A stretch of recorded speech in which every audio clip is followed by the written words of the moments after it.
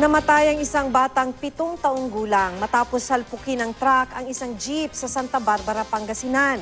Pasakay noon sa jeep ang biktima kasama ang kanyang ama. Naipit sila sa pagitan ng dalawang sasakyan. Makibalita tayo kay Joyce Segi ng GMA Dagupan.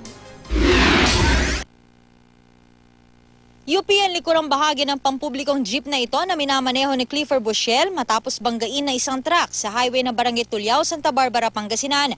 Patay ang 7 taong gulang na si Jerome Tamayo, samantalang matinding sugat ang tinamon ng ama nitong si Renato Tamayo matapos maipit sa dalawang sasakyan. Pasakay noon sa jeep ang dalawang biktima kasamang nakababatang kapatid ni Jerome. Yung jeep kasi huminto. Siyempre sasakay yung mga victim eh. Pagsakay nila, dyan na yung truck. Sabi ng driver, nawala ako ng preno, sabi niya.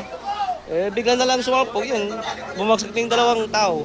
Sa tindi ng impact, nahulog pa sa kanal ang truck na minamaneho ni George Meneses Jr. Yung tatay parang nila dito, parang observation pa yun dahil, dahil parang naipit yun eh. Oo, saan ang tama niya, sir? Dito sa mukha, tapos rin dito sa ano.